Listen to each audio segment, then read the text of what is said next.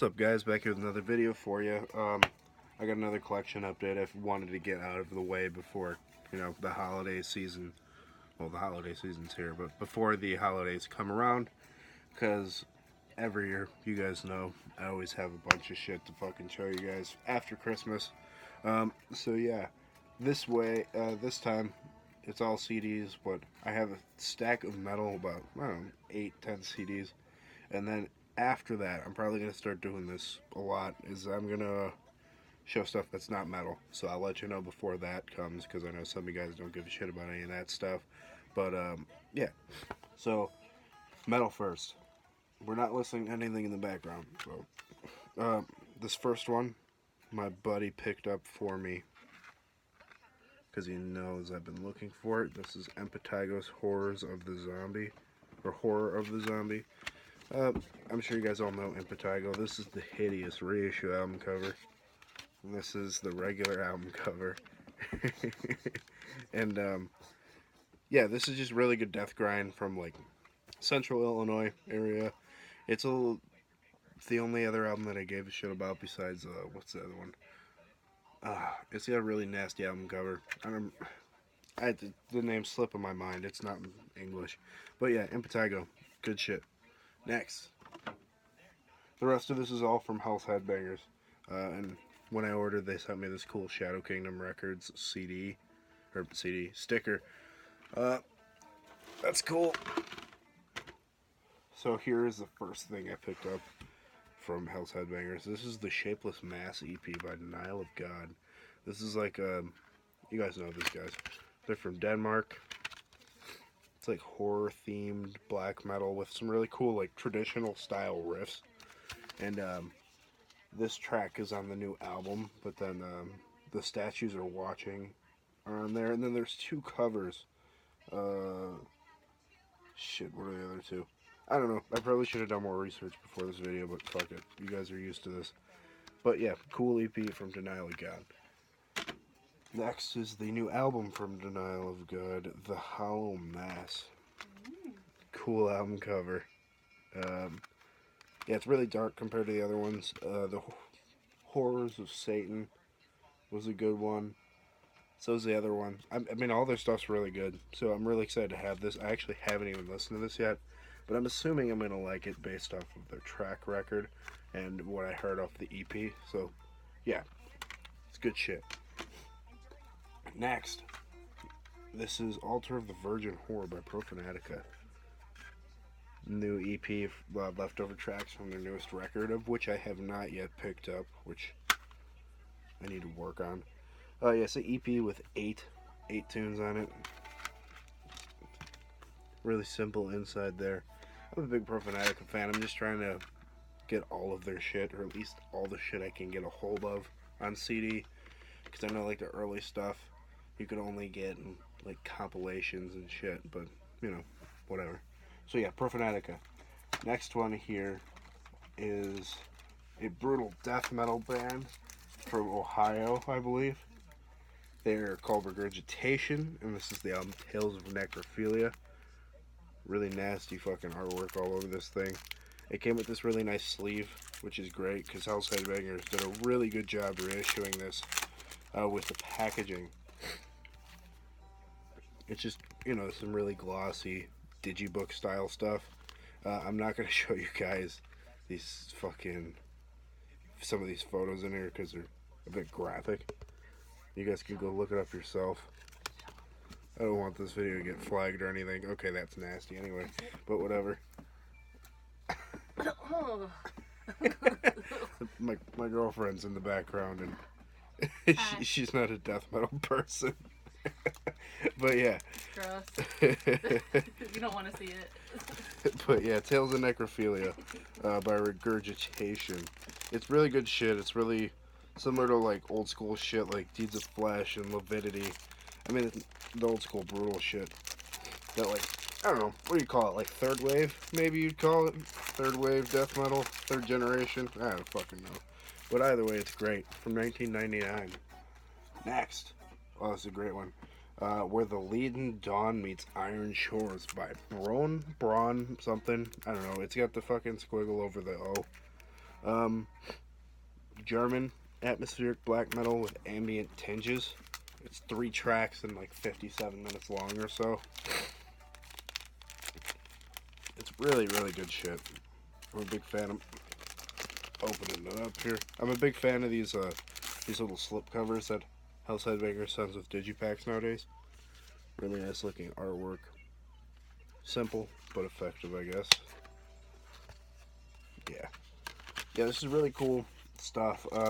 Yeah, just super emotive, and there's a lot more ambient on here than black metal, which is kind of a weird change comparatively speaking. And stuff like this does not fit from the Hell's Headbangers roster like I would expect. You know, more of their stuff seems to be more of the aggressive style, and this seems to fit more along with the, the prettier labels like Blind Rune and stuff. This is more Hell's Headbangers style. This is a new album for this year, All Veins Blazing by Scum Ripper. Really, really good shit. It's like punky death metal, thrashy shit. It's really fucking awesome. Um, they sent me a sticker of this album cover, and I was like, I never even heard of it. And then I checked it out and really liked it and went and bought it. Um, yeah, it's a lot of catchy riffs. It's really aggressive and really nasty sounding. Check this out if you're into, like, I don't know, Toxic Holocaust and shit like that. And last metal one, another new album from this year, The Pentagram by Apocalyptic Raids. This band is from Brazil. They're quite literally to a T, if you couldn't tell by the art, Hellhammer worship. Really well done Hellhammer worship. The only thing that's not spot on is the vocals, which is impressive. Like, they got the tones, they got the style, they just gotta work on the vocals if they're really trying to get spot on Tom G. Warrior shit. But either way, go check this out. Now, from here on out, it is not going to be metal, so if you don't give a shit about anything that's not metal, feel free to click off now. So, I spent a little over a week in Tennessee, and I went to a couple different record stores earlier this month. And yeah, this is a lot of shit that I got from there. This first one here is a bluegrass box set. It's a Flat and Scruggs and the Stanley Brothers little box set here. This is way too small for these CDs, but it's really good shit. Here's the Stanley Brothers CDs, and here are the Flat and Scruggs CDs. Yeah, this is really old school traditional bluegrass, played, the traditional bluegrass way. Lots of gospel tunes, lots of really well done banjo picking, as you would expect from these fellas. It's really good shit. I'm sure most of you guys have heard of it if you like this kind of stuff. If you haven't, I would highly recommend you go check it out, because the only disservice you're doing is to yourself if you don't know this and you like this style. It's really good shit. Check out, specifically Flats and Scruggs is my preferred one. But yeah, it's like, disc 1 is the Stanley Brothers, and it's the recordings from 47 to 49, then 49 to 53. Then disc 3 is Flats and Scruggs, 48 to 50, then 50 to 52. So it's a lot of songs. It's 94 songs, which is fucking impressive. Flats and Scruggs. Next, Hank Williams III. This is the most metal thing you're going to see for the rest of this video. It's really not all that metal like some of his later records are. Hank 3's got some really good shit. Once he got 2 out there, I really stopped tuning in. Like, I don't know, I think it's after Rebel Within, I'm like, eh. But this record's fucking great. Straight to Hell. I know this whole record inside and out. I just never owned a copy of it. Go check it out if you like a crossover, like rockabilly, punk, and fucking, like, traditional country. Next, one of the kings of classic country, Farron Young. Finally got one of his CDs. It is the collection from 1951 to 1962. This is all of his singles from then. It's 60 tracks.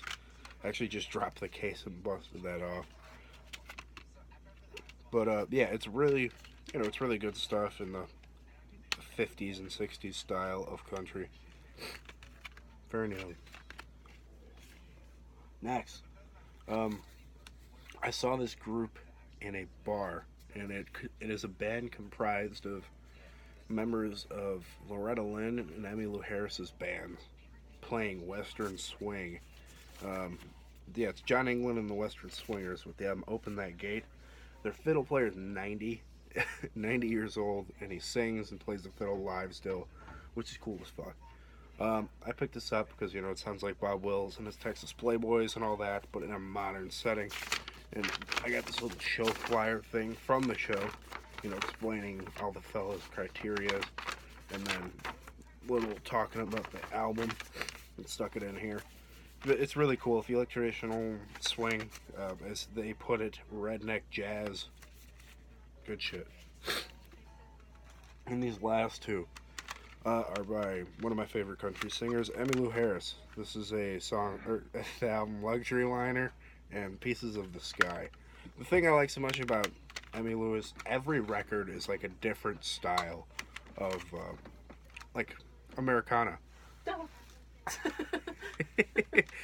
But, like, this is like a stripped down folk record, and then this is like a really bombastic, kind of Conway Twitty country record with a full orchestra almost, and all kinds of good stuff. And then her Roses in the Snow album is like a bluegrass record, and Blue Kentucky Girl is like it's just a almost an outlaw country style thing. Yeah. But yeah, it's really good stuff. So yeah, that's the highlights. I have a bunch more shit up there, and that's just all not metal that I didn't show. But I'll catch you guys later. See you after the holiday, probably. Keep it greasy.